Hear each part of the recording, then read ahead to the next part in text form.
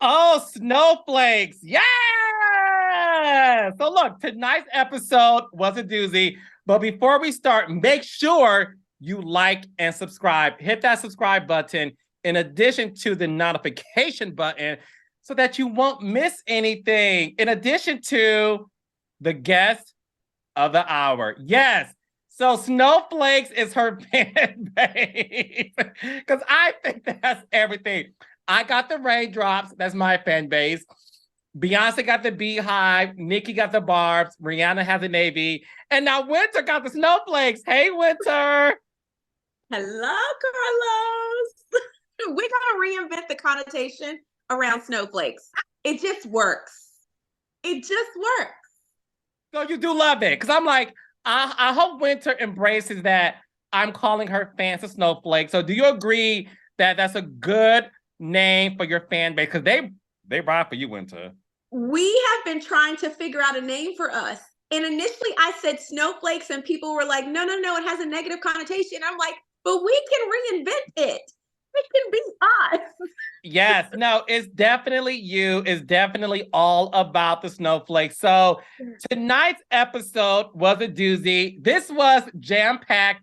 And yes, I told y'all this season feels like a completely different show. And I mean that in the best way possible. But before Winter and I dive into tonight's episode, Winter, you are back on season 2 of Love and Marriage DC. Did you think you would come back to the show after last season's reunion, where obviously you were on the outs with everybody? Were you surprised when we gave you a phone call and said, hey, Winter, second season means second chance at figuring things out with this cast? So to answer the first part of your question, absolutely not. Absolutely not. I was like, I am done. No. No. But I was not surprised when I got the call because everyone kept telling me, Winter, the fans ride so hard for you. Just, pray about it, think about it. And if it's meant to be, it will work out. And let me tell you, does God work in mysterious ways?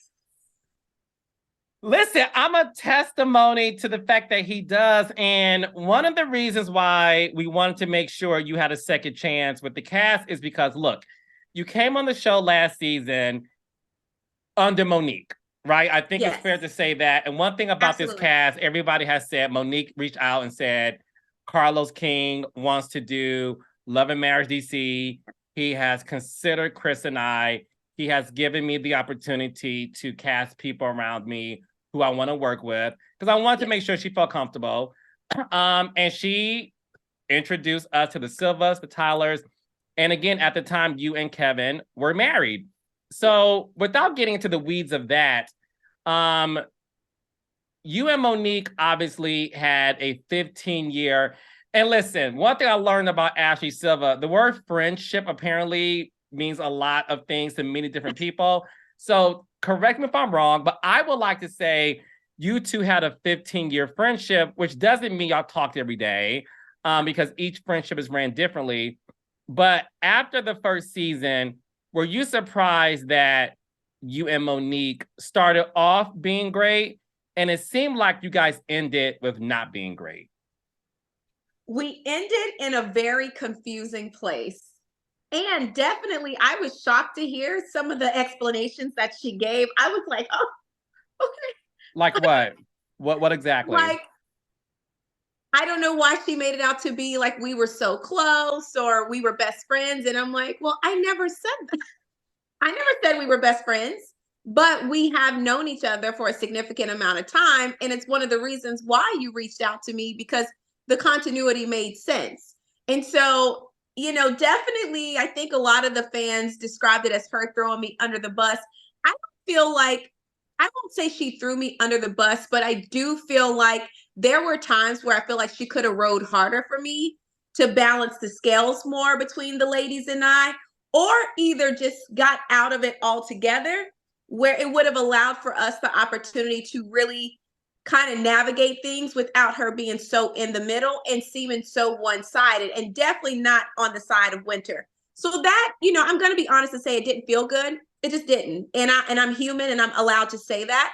So that was a lot to process, but I think it honestly gave me context and understanding on, okay, I know what it is now. There will be no confusion in the future, and I'm good with that. Like, say less. Were you surprised that Monique did not come back to the show? Yes and no.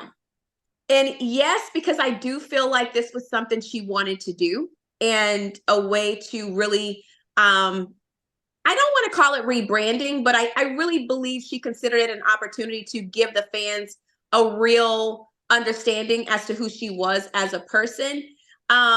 No, because I spoke to them at a party that we all went to. We share a glam squad. And so there was a mutual birthday party thrown for that glam squad. And I had an opportunity to really talk to her and Chris and gain some understanding. We had a pretty significant conversation. And at that time, they did let me know that some things were not all the way hashed out and they may or may not return. So I did know that information. It just wasn't information that I felt like I should get in the middle of or share. And, listen, people told me to mind my business last season. So I'm trying to do my best, mind my business and stay out of people's marriages. So I literally was like, hear no evil, see no evil, honey. I know nothing. So yeah, it's unfortunate, but I will tell you, Carlos, for the record, and I've stated this before, I hands down think this season is better than the last. Tell me why. Because obviously, listen, I created the franchise and obviously I am hands-on producing it. But one thing about me, I always like to separate myself from the producer than the viewer. And as a viewer, I've said that, but you're in it. So I want to hear from you so the audience can understand why you feel that this season is better than last season. Because I think it's a true reflection of an ensemble cast. Sorry, not sorry. True reflection. Everyone was centered around Mo, and it's great. Nothing wrong with that, but I feel like it also kind of hindered. And it's interesting that, I will say probably people did get to see me stand out more because definitely I had the mess of it all. But then you also got to see Ashley kind of stand out as well. But there was still always this tug of war in a sense of it was still Monique in the center, which she wasn't really in the center, I don't feel, because it was always heavily to one side. And what side is that? Monique's side. Okay. The Gunner Barbie side. Like, it was on that side.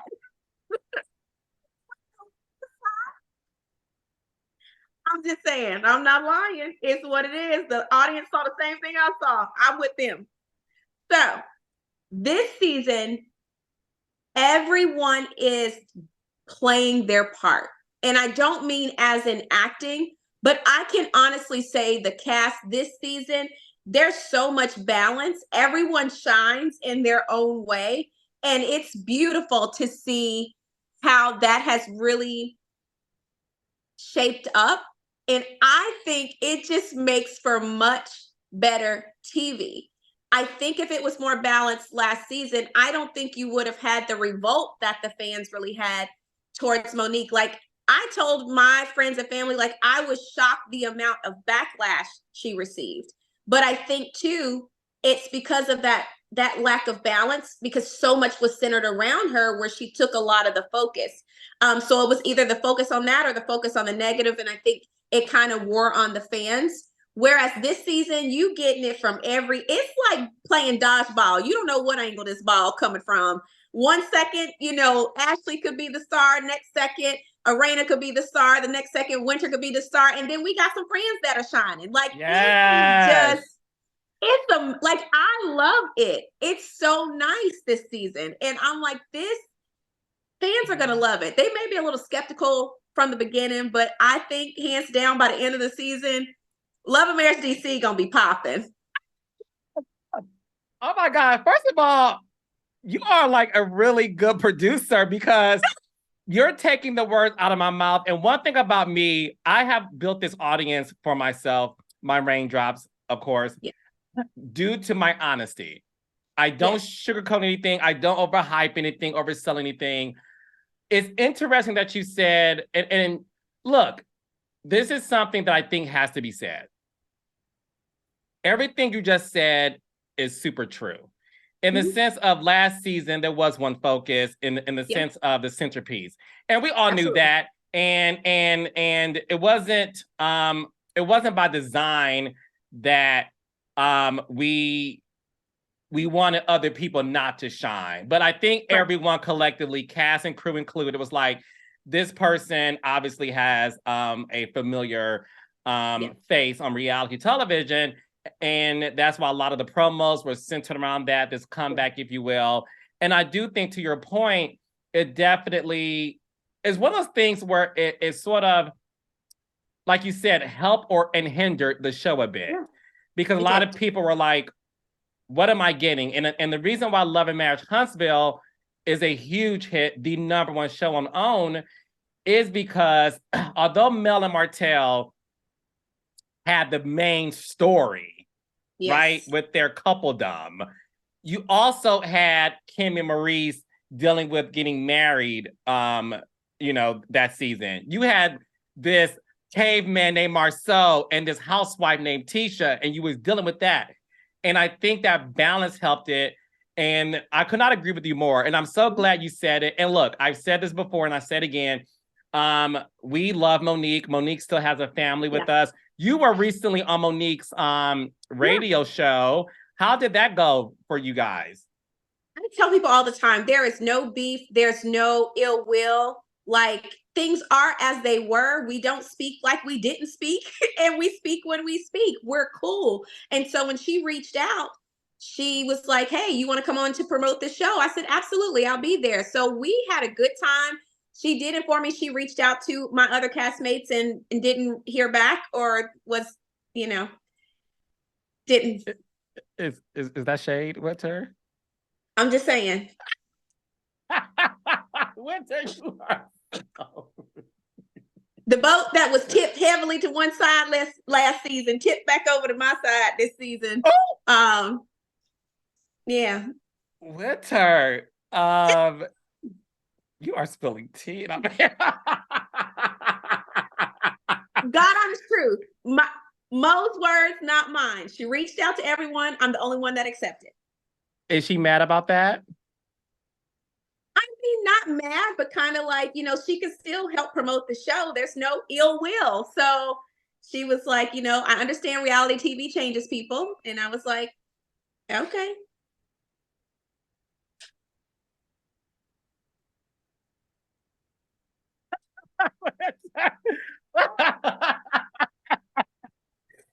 Raindrops. I had no idea all this tea was going to be spilled, but hey, I'm sipping it. Okay.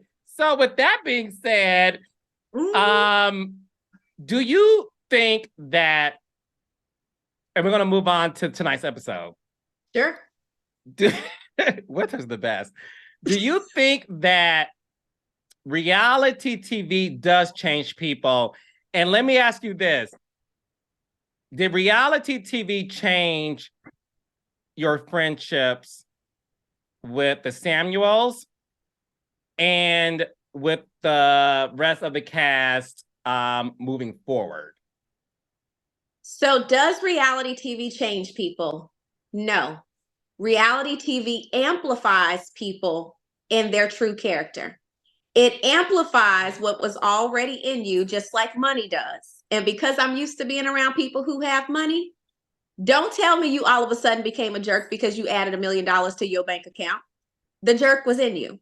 So no, I do not believe that reality TV changes people. It amplifies what is already in a person. So I think people like to use that as a crutch, but I don't buy it. I really, really don't. So did it change my relationship with the Samuels?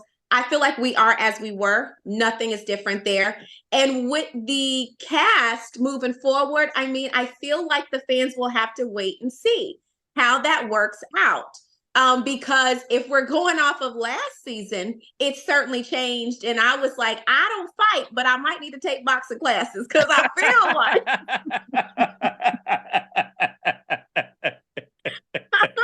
we don't want none of that, sissy poo. We want to. I didn't no, stay tuned because I think people kind of saw the disconnect in a very big way. And that was not for play. Like, I didn't talk to anybody once we left that stage, period. I blocked folks, period. Blocked. And if I could have blocked their mama them, I would have blocked them too. Like, I blocked everybody.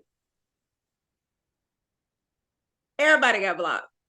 Well, I did get blocked, so thank you so much, Winter Williams, honey. Oh! Well, I mean, you did that to me. Speaking of which, you were referred to as Winter Williams last season due to your ex, and we're not going to go into that. But one of my favorite songs of 2022 is this big hit that, listen, I'm not blowing smoke up your butt. This is true tea. I play Sign My Papers at least once a week, and I've been doing that since listen, shout out to Black, the producer, which we'll get into later too, but to me, it's the melody of sign my papers and give my divorce. You've been lying for these. When I say to you, I be jamming. It plays so good in my car. The bass be bassing. Come on. No, the song is a hit, and that is no cap. That is no cap. No cap. Are you officially a divorcee? I am officially a divorcee. He signed my papers and gave me my divorce. Hallelujah. Yes. Baby, listen, when I tell you the joy, the unspeakable joy, yes. So that is official, papers in hand. It's been so nice. I feel like just a huge weight lifted and the angels started singing and life got better. I don't know. Well, I'm an angel and I'm going to sing some more. You've been lying for these last few years. Yeah, you've been crying my last few tears. You better sign my papers and give my divorce. Winter, you killed that ballad. You really did. Shout out to you. Shout out to Black. I literally love that song. If you guys haven't heard it, go on iTunes. I love the song. So that's that. What we saw in tonight's episode is you're back in the studio. Back in the studio. You're recording a song called Gutter Barbies. Is this your Beyonce moment where you take lemon and make lemonade? Listen, batches of it. Batches of it. Batches of it. Yes. I am so excited for people to hear this song. I'm even more excited than Sign My Papers. Like, I am so ready for people to hear this song. Yes, absolutely. Why not? It's my words. Why would I continue to allow people to, profit off of my intelligence and wit?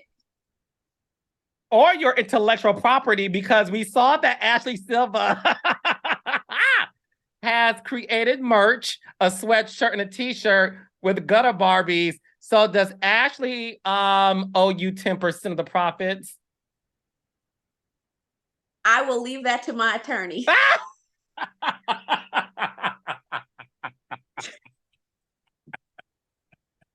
What did you feel about knowing that they made t-shirts off of your saying? Well, I mean, if you can't beat them, join them. If you can't beat them, join them. And I feel like I worked for everybody last season. So I helped everybody.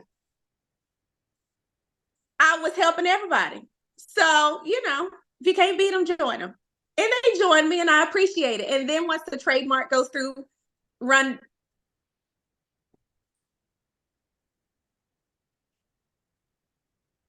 You and the Snowflakes have made several comments that without Winter last season, nothing would be happening. Do you stand firm by that statement? The fans said I carried it on my back. That was the general consensus of the Snowflake Association. I wouldn't say I carried it on my back. I wouldn't say that. I will not take that away from my castmates. Maybe I carried it on my pinky toe. Who else? If you carried on your pinky toe, what do you think the other percentage of the other folks carried? And let's just stick with the women. Do you think that it was you and someone else that carried last season or other people? I believe that hands down, the back and forth between Ashley and I was a huge driver. Season 1, as far as the drama, the driver for the drama.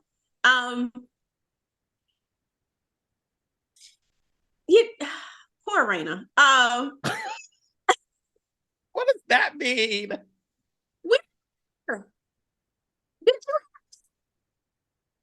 You said what? Did you hear her talk? We never saw one. One was invisible, but the other one didn't talk. I'm not even gonna go there with me. Because I already know you're talking about the invisible, and I'm not gonna go there. And if y'all You said amongst the women, I'm trying to be fair. And I feel like Monique. And then there was Ashley and I.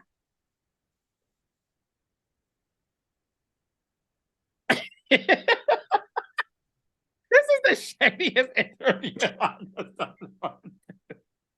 Tonight is a lot, and look, child, I'm just gonna sign my own papers and divorce from this conversation. Okay, so going back to you being in the studio, you know what? Before we get into that, you saw, Jamie and little Jamie deal with their situation. And obviously you are a mother. And, yes, you said earlier, 5 seconds ago, that you felt Erana didn't talk much last season. But clearly she spoke a lot in this episode and leading up to what was going on between her and Jamie. Let's talk about doing this with you. So as a mom, how did it make you feel to see that family go through that and just really seeing the pain that was displayed with Jamie and little Jamie? This is a very real dynamic. I have said earlier after I actually recapped the show myself, we need a support group for parents of adult dependents. Like, we need a support. Like, it is really challenging. And I don't mean that in a condescending way when I say an adult dependent, but when you have an adult child that still is largely dependent or, in need of your help, even halfway, it's very taxing. It's a lot, because the hope is, as a parent, that you graduate them into adulthood and into self-sufficiency. So it's difficult when they haven't quite found their path. And it can create challenges, because in their minds, they're grown. And technically they are. But there's also, that level of respect that you should have towards your parents at all times. I'm 41. There's certain ways I'm just not going to address Louise. It ain't happening. Like, I am a grown woman with kids of my own, and I'm still very respectful when I address my parents. That said, this generation is a little different. I agree with Jamie in that. Different generation. And so as parents that deal with that generation, it's hard, y'all. I'm not going to fault Jamie for his frustration. But on the flip side, I have raised my kids to be very expressive and honest and truthful. And they have expressed to me some of their frustrations with how their dad and I have parented them. You know what I mean? So it's fair to give little Jamie his opportunity to express his frustration. Like, I see it, I get it. It's just really hard. So I really hope that A, they work it out, because family, it's all you have. But B, I know that so many fans can resonate with this. And if you're an adult, a parent of adult children like I am, you're sitting back like, I get it. I don't have criticism for how Jamie handled it, or even how little Jamie handled it, because I feel like there's a lot of dynamics that we may not be privy to. And there's only so much we can show in a 40 to an hour show. You know what I mean? So Yes. who knows in how many years they've been impacted by this. So all the best to them, and I hope they can work it out, but it ain't no joke. And man, we need a support group. I agree more. And we saw a lot of that tonight. I spoke to Jamie and Erana last week, and I even shared that my father, because I have 9 siblings, right? And I have 6 brothers. And I was always the good child, if you can imagine that. I just had a sassy mouth, which, you know, that's no surprise. But no, I saw I saw my father deal with my brothers when they acted out, when they maybe have came home too late, or being in the streets, or dealing with just really tough issues. And my father did the exact same thing Jamie did. And I refuse to have anyone judge the way a Black father, because let's be clear, raising a Black boy in America is very different than raising a white boy. Because what people need to know is Black fathers who are present in their son's life, the one thing on their minds is, I am trying to protect you from the streets. And the police. And their tone, their angst, their passion has nothing to do with like, oh, it's because you want to borrow $5. It's because I know what those streets can do to a Black man, and I will do whatever it takes for that not to happen. And I think all of us need to give Jamie his props for doing that. A family member of mine texted me tonight and said, I can't believe what I'm watching because I'm going through this myself. And that's the power of television. So I'm with you, and there should be a support group, because listen, just because you turn 18 doesn't mean you paying bills and you are mature enough to handle these streets. I wasn't mature until I left the house at 22, honey, moved to New York City, ate ramen noodles and the $5 menu off of Wendy's, because that's all I could afford. But it taught me how to appreciate my father being hard on my brothers and I. So as we shift gears into other stuff, I do want to talk about, you saw little Jamie tweet a lot based on last week's episode when it came to him seeing Quick calling him a bad kid. I saw you left a side eye emoji in the comments.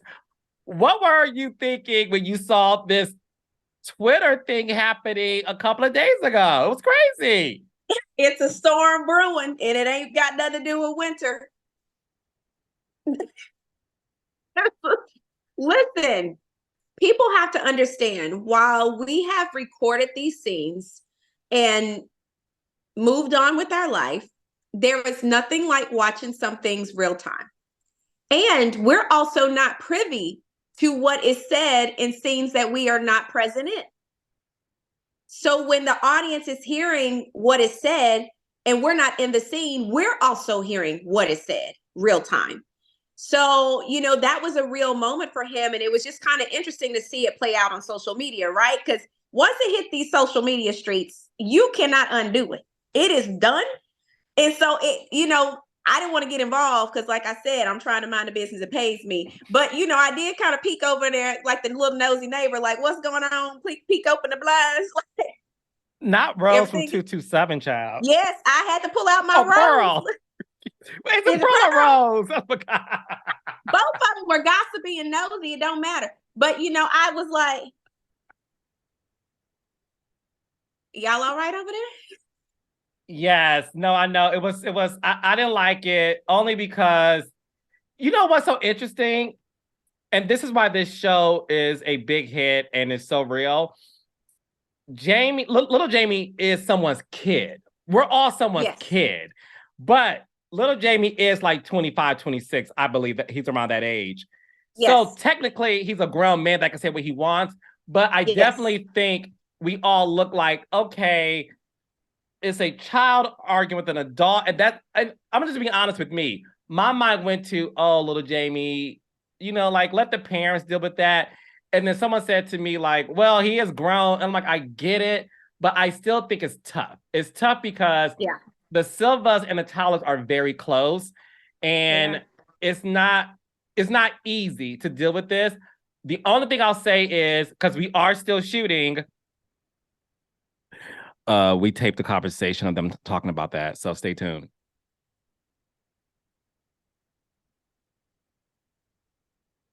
Do tell. I won't. You got to watch every episode to find out. Okay, so look. Oh, goodness. Let's just say we taped them talking about it, and that's all I'm going to say. Okay.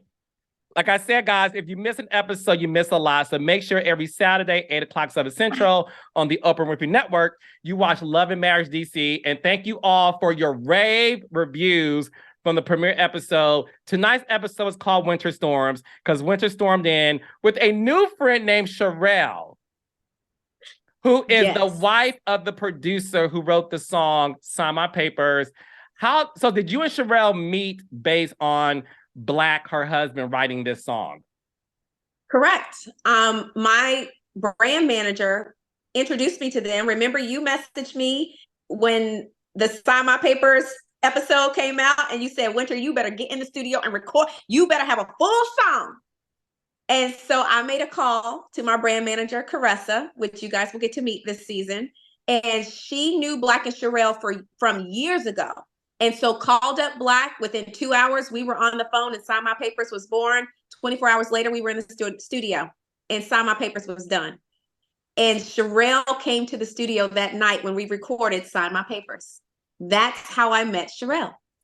And we just stayed in contact since then. We now have a budding friend group. But at the time, I didn't know her before then. Had no idea who she was.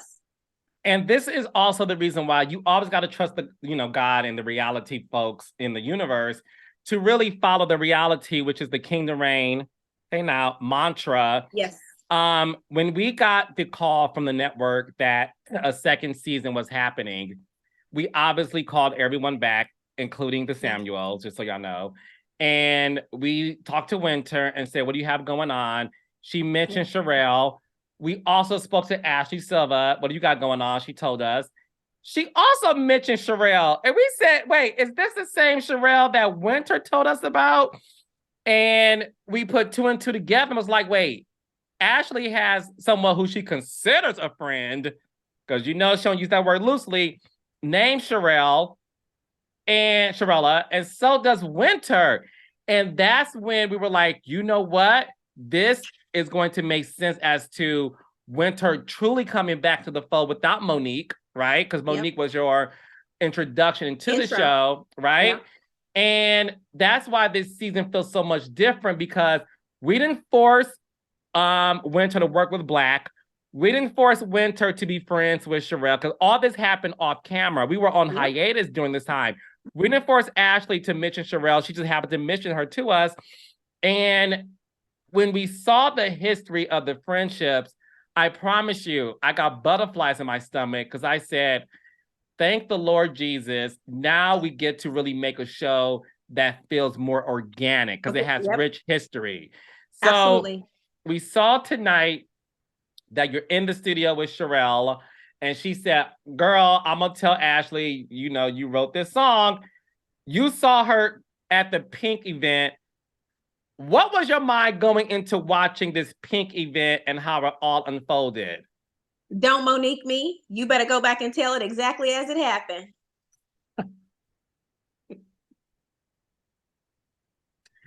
And explain to the audience what you mean by that. Because we already know that the conversation that Monique and I had was not carried back exactly as Monique and I had it. And I am quoted as saying, you mixed up a whole mixy mess up in Ashley's selfie event. So my only request of Sherelle is fine. You can tell them it's fine by me, but you better go back and tell it as you know it and as it has been said. And so do you think she did that tonight? She did, but it's funny watching Ashley say, you weren't there. You don't have context. It's probably better if you stay out of it. I would honestly side with Ashley and say she doesn't have context. she doesn't. She was, she's on the outside looking in. So there's going to be bits and pieces that she's not going to have context to really put together. All she knows is that we're not friends. I call them gutter Barbies. I'm making a song about gutter Barbies, and it's not a diss. It's just, they think it's a diss track. Sherelle is saying, no, my husband would never make it a diss track. Well, also clarify that it's not a diss track either. You see what I'm saying? Like, let's not toe the line. I feel like my friends, what does Ashley call it? My have difficulty carrying back situations the way they exactly occur. And I need to work on that. I feel like we need to have a pre-meeting before they go and carry these conversations back. Or let me speak for myself. That is an option too. Well, that's coming up in a future episode where you and Ashley see each other for the first time this season. And let's just say you say everything on your mind. So does Ashley. So does some fingers, some hands, and some weave. Okay. So, what did you think about Joy in tonight's episode when she meets Sherelle? And let me talk about Joy. That I love this about Joy. Joy Phillies is all over Obama's face, baby. Joy, and I said this to her, I said, Joy, I know how you're doing based on your facial expression. So yes. When Miss Joy saw Sherelle and they were introduced, Joy and her Nicki Minaj Pink Friday wig gave Sherelle the stare down of life. Winter, what was your mind thinking or going through when you saw that unfold? Woo, child. Oh, it was rough. It was like me walking into our trip with the Samuels house. You know, when I walked in and all the fellas were like, hi to the therapist. And I walked in first. Baby, listen. It ain't no love lost between them. And if that look was any indication that there was no love. Girl, no. And again, you're going to see a lot between Joy and Sherelle that is very interesting and dare I say entertaining. What are your thoughts on Joy so far? Obviously, you guys interact later in the season. But yes. Based on these first two episodes, what are your thoughts on the new couple, Joy and Clifton? So I like them as a couple. I do like them as a couple. I don't have much. I don't feel like we know very much. You know what I mean? Like with the interaction as far as the group, I don't feel like she's loud or, inserting herself a lot. So I feel like she's almost a mystery right now. So I don't have any thoughts. I know what I think now, and I'll reserve that as the audience gets to know. But yes. Just watching the episodes thus far, I'm like, okay, like I like them as a couple. I mess with it. But her individually, it's like, is she saving it for later? She kind of gives me that vibe. Like she's saving it for later. Oh, yeah, I definitely think and that's why I love this season, because Joy isn't coming in saying, oh, we're best friends and I'm coming in strong. Joy is figuring things out because, and listen, I'm speaking to Joy and Clifton soon on this podcast too, but I think Joy came in like, this is new territory. This is a reality show that has nothing to do with dating. Yes. And she and Erana are very close. Yes, and her and Ashley are friendly. And I think she's like, what is about to happen?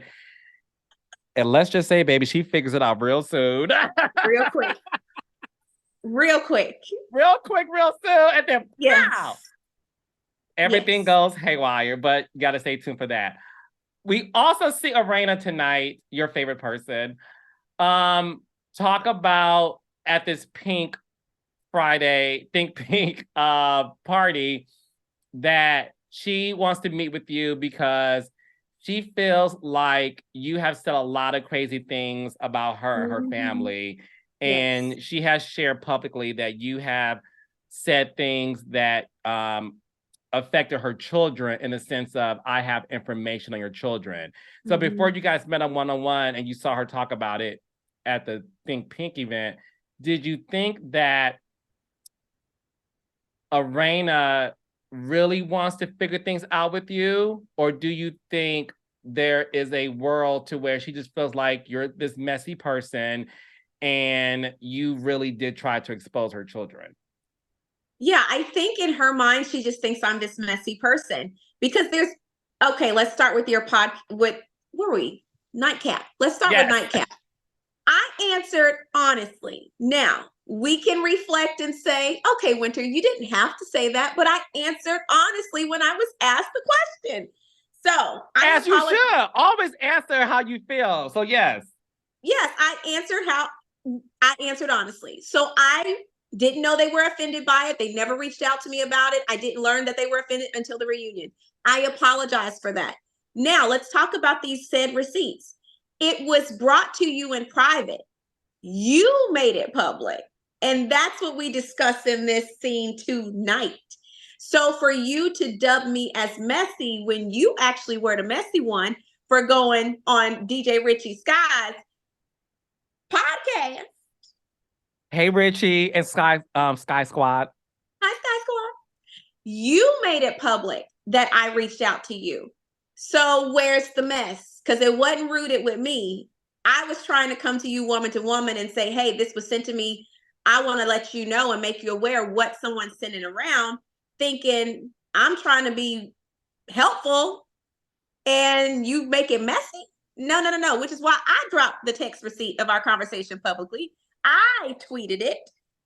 I submitted it to Richie because it's like, no, I messaged you privately because if I wanted to be messy, I could have went on Nightcap and said what I said. I wasn't trying to do that. And so I feel like she was under this impression like, oh, she's just being messy. And I'm like, no. When we're talking about, that's one thing about Winter. When we talk about kids, I'm a mama. I don't play that mess. And so when it had something to do with her son, I immediately text her and said, hey, we can meet and I can show you what we have. That was the conversation, not, oh, I'm spreading this, spreading that. Like I never spreaded anything. It was sent to me. I just wanted to make her aware of what was sent to me so she can, like I said in the clip, check your circle because this is very personal information that's being said about your family. That's all it was. It wasn't me trying to be messy. But again, I stick to the fact that no one would have known about it had she just reached back out to me and said, what you got? But hey, I can't control people putting it out there for the blogosphere to blog about because you could have, like you've been doing, like all of a sudden now. Erana has said this very podcast last week that she had a meeting with the other cast members and they had a pretty much a to-do list. I'm calling it that. They didn't, but it was like we ain't gonna talk about that. We'll talk about that because I did bring up the fact that Erana this season, BayBEE, I call her E.T., Erana Tyler for short. You know what I'm saying? Because I said, you are an alien superstar child. And she said her alter ego name is Ray Ray. Yeah. So Ray said that this season, she's like, I'm going to be myself. Because she felt that last season, she was hiding a lot of herself because she was getting to know the reality landscape, but also she felt that she had this sort of like agreement. Do you see her pointing that now that you know that? With Ray Ray? Yes.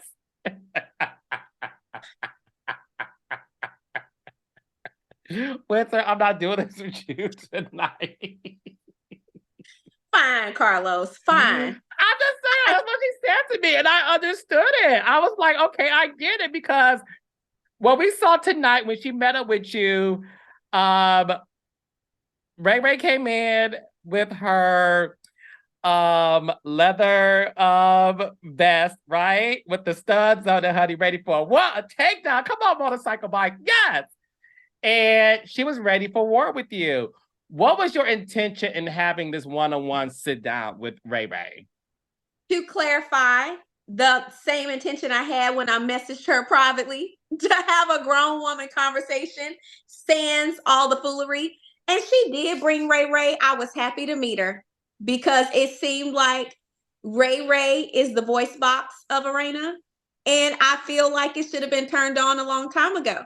So I felt no type of way. I really didn't. It was cute. And I welcome Ray Ray to the party. Happy to meet her. Is Ray Ray the new cast member of Love and Marriage DC? She's one of them. But look, in Arena's defense, she showed you Ray Ray last season though, when she got about her seat and said, you know what I'm saying? And she got checked immediately. No. Ray Ray tried and failed. And Ray Ray got checked from me sitting right in my seat. I never flinched and I never moved. Did you see the same episode? I just want to make sure. Time out. Flag on the field or the play, child, whatever's called in football, honey. I ain't getting involved. We will discuss this at the reunion. Okay, so let's send her on. Tonight's episode cliffhang when you revealed to Ray Ray that someone sent you a message saying that and I'm paraphrasing, but someone allegedly said that the Tylers don't really take care of Jason. Correct. And that they're only using this for clout and they're too busy hanging in the streets. Yep. Now, when that person sent that to you, real talk, did you have the best intentions in letting them know that, or did you feel like you could use this in your back pocket on the show? No, there was no back pocket. Honestly, I went back and forth with even sending it because it was kind of like, I really was not trying to be messy. But for me, guys, the audience kind of saw Erana and I, we were good. Like I think we really could have been friends if things hadn't have went left. And so they invited me to their premiere party. And I'm like, you know what? I felt bad that they were offended by what I said on Nightcap. But aside from that, the person who sent all this information was sending like detailed things, like what we know now, Jamie being a cop. I did not know that. That turned out to actually be true. Also alleging that Erana worked for a certain government agency. That turned out to be true. And so in that same conversation, they're also sharing about their son. Not to say that that's true or not, but when you have someone sharing certain personal information, some of it true, some of it not true, regardless, it's worth saying, hey, I don't know who this person is, but you guys need to be aware of the information they're trying to put out there and the narrative they're trying to create. So at least you either have a strategy or you're at least aware. But when you start talking about people's kids, it's kind of like, let me tell her what these people are trying to shop around, because apparently this person was sending it to a lot of people, bloggers included. And so I'm like, if someone was shopping some information around about me, tell me, message me, let me know, especially if it got my kids involved. I don't care if it's fake or not. I just at least want to be aware. That was my only reason. And that's why I said I messaged her privately and after the reunion. Because honestly, Carlos, if I wanted to be messy, I told you about proving the fact that I wasn't lying about some of the receipts that I had them taped under my dress. If I wanted to be messy, I could have just whipped it out. It was paperclip. I could undo a paperclip. It ain't that hard. It wasn't about that. But their situation, the Tylers, it wasn't even about coming for them. It really was about being like, hey, let me let you know what this certain someone, I don't even know who it is sending around. But I messaged her privately. And I hate that she didn't circle back and talk to me. Instead, took the approach of going on such a large public platform that then turned into a viral mess that now we're having to really navigate through. And it's just, she feels a way about it. I feel a way about it. And yeah, it gets, honey, Ray is Ray-Raying. Oh, it goes left. And we only wanted to show y'all some of it, child, because next week's episode, it continues. And it's Ray Ray versus the Snowflakes, and it is a sight to see. Now, before I let you go, you did tease something a few days ago. A tall, dark, and handsome fellow. A picture of you two together, and you alluded to this maybe being, your new boyfriend, without giving much away because we are still filming and we have a lot of episodes to go to. What can you say about this man, and are the audience going to see this on the show this season? He is fine. That's what I can say. Something to behold. And the audience will get to see it from the beginning. Yeah, I'm excited. Unexpected. Your entire mood change, Winter, talking about him. Now you're like this. Yes, and you get to see an entire virgin. Are you blushing, Winter? I'm trying not to. Oh my gosh. I'm going to do better. You get to meet him and you get to meet her. Oh! Hey! Winter, who is that? She's my friend. You'll meet her later on. She has a name. Y'all will meet her soon. What's her name? You will meet her soon.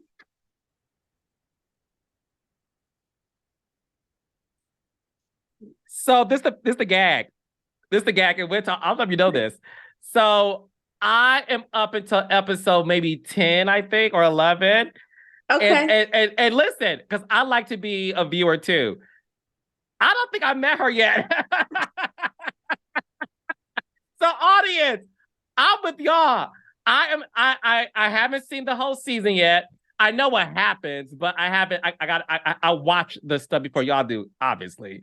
I haven't met her yet. I'm on episode 10 or 11, and we have a lot of episodes this season, so I cannot wait to meet her. But I will say what I have seen with you and the gentleman, you will see, like Winter said, the introduction of their courtship. I guess I would say that. And I have to say this to you before I let you go. A lot of people, because it takes a lot to surprise my behind, because I've been doing this for 15 years, child. A lot of people are going to be surprised with your journey this season, because it starts as it should. It starts very contentious. Yes. And without giving much away, all I'm going to say is this. Other women on reality TV who are on an island or was iced out, they need to read Winter's playbook, because the way you were able to form these relationships in this new form has impressed me. And the way you've done it has been so interesting. And the beauty of it is it happens organically. And we've seen things like a picture with you and Jamie and Ray Ray. Again, I'm not gonna give much away, but I'm gonna say I was texting Brent and Angela, who are the EPs of the show, and I said, I really wish, I'm not gonna name names, but I did use 2 names. But I said, I really wish these 2 other people on other reality shows really did what Winter did, and that was organically form her own relationships with people. And it allowed Winter to be seen in a very different light. This is a great season for you, Winter. A lot of people are going to see a very diverse side of you. And I literally cannot wait for people to see it, because they're going to be surprised. Like I said, I'm up to episode 10 or 11, and goodness gracious, I am surprised in a good way. But make no mistake, she's still Winter. And the shade is still there. The comedy is still there. But I wanted to give you your props with that. Thank you so much. And I think too, one of the things that I feel like, you know, a lot of people in this cast, we're new to reality TV. We are learning and figuring this out as we go. But one of the commitments that I made to myself, especially once I made the decision to return, was that I was going to do it on my own terms. And I was going to do it in a way that was authentically me and where the audience truly got to see me. Me within the mess, me within the drama, but me in my truest form in every facet of my life. And that's what I love most about the season, is that it's a very well-rounded winter. Yes, It's a very well-rounded winter. And it's a very well-rounded season. You're going to get drama. And I think you saw that tonight. You got emotion with seeing Erana cry to Jamie about little Jamie. Yep. You got, of course, the drama, obviously, with Erana and you, Winter, in the episode. But even in the middle, you got a chance to see like conversations and introductions to relationships. And that's why I would say this season is great. Everyone loved the first episode. Tonight's episode, they love too. And there's really more to come. So Winter, where can people find you, follow you, and support you, all of your snowflakes and your new fan base, boo? Yes, definitely. You can follow me on I'm Simply Winter. That's on Facebook, IG, Twitter, TikTok, and YouTube, and simplywinter.com. Easiest place to find everything, simplywinter.com. Yes, and Gutter Barbies is it going to be released soon, your new single? It is. We are trying to wait until the episode drops. Yes. And then we will have an exclusive. Okay, then I need to get you back to perform. All right, so or they may see you perform on this season. Who knows? Who knows? Who knows? Who knows? Who knows? All right, guys, and don't forget, every Saturday, 8 o'clock, 7 Central, watch Love and Marriage DC.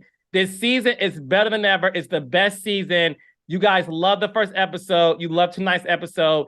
And what I will say is each episode is just better and better and better and better. So make sure you watch it, DVR it, watch it on demand, child. And also make sure you subscribe and like this podcast, not only on Apple, Spotify, but also on YouTube. Hit that subscribe button. And I will see y'all next week with our guest, Ashley and Quicksilver.